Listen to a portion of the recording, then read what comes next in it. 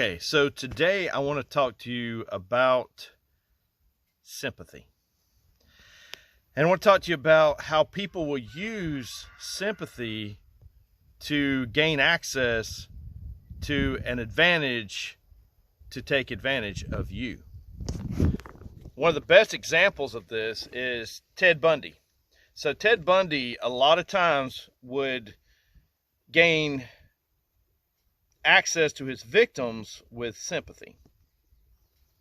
The way he did this is he would put a fake cast on his arm, and he would hang around the college campuses, and he would, or around, local swimming holes or wherever young girls or his victims would be, and he would say, hey, I'm trying to, especially around the college campus, I'm trying to put my books in my car. I can't carry my books out in my car because my arm is hurt.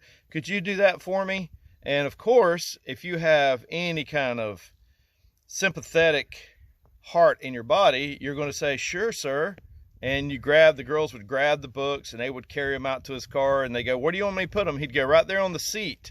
And as they bent over to put the books on the seat, he'd hit them in the back of the head with that cast, push them in the car, and then speed off. And now he has another victim, like a damn spider, with their web. So please be careful for people that supposedly needs help because they have some type of disability, or they're in some type of hard place, or, my family's down here and we ran out of gas next to the interstate and I need money, to get home, blah, blah, blah. Okay.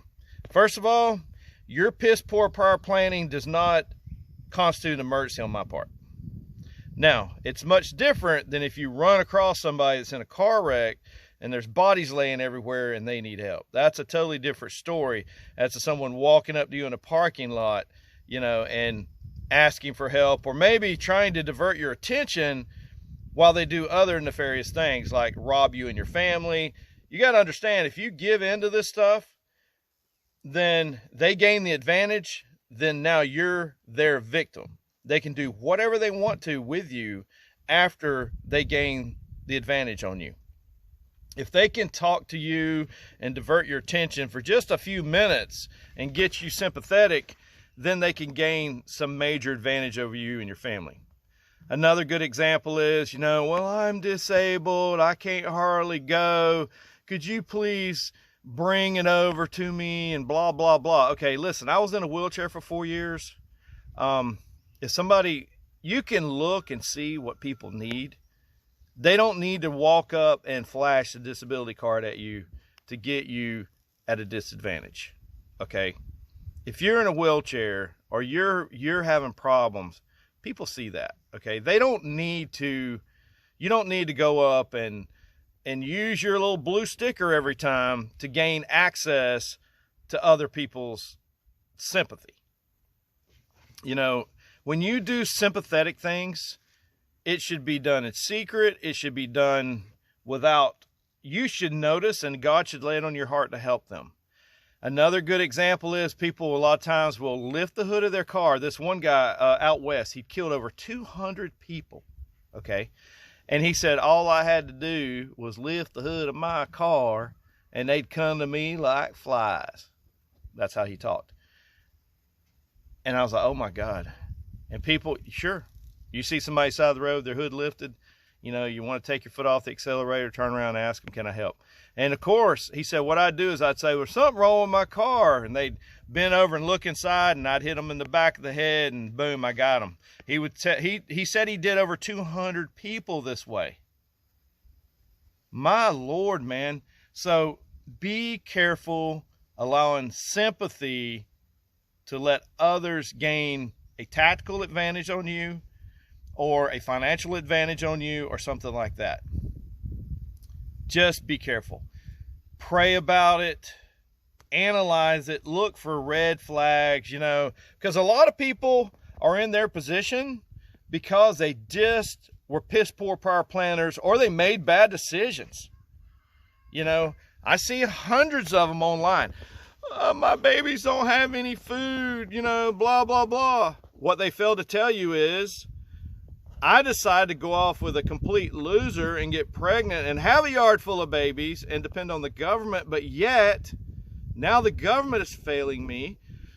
The loser that I thought was such a bad boy is now a complete real loser, and he's not taking care of anything. Now I'm stuck with a bunch of babies, and I need you to take care of them now.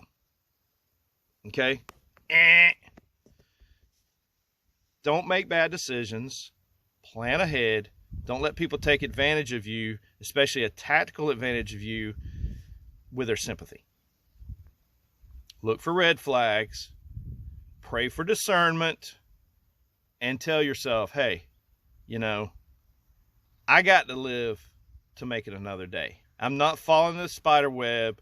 I'm not following this trap that this person has set. And look for the trap. If you decide to pull over and help someone, don't turn your back to them ever. And always make sure you have the advantage. If someone comes to your house and there's more than two of them or more than one of them, don't let one get around behind your back. Always make sure that nobody gets a tactical advantage of you, okay? So I'm just trying to tell you, and everybody go, oh man, this guy's crazy. No, this guy has been around the world and I have seen a lot of shit, okay? And the one thing you need to make sure that you don't become is a sympathetic victim. Don't have sympathy first. Have discernment, then sympathy. That's so important. I don't know. I could go into this. I could give you hundreds more examples, and I could give you probably 100 more stories of how people use sympathy to gain access to people and destroy their lives or kill them or rob them or rape them or whatever. But I think you get the gist of it. So don't put sympathy above discernment. Okay? Go out and make your space safe.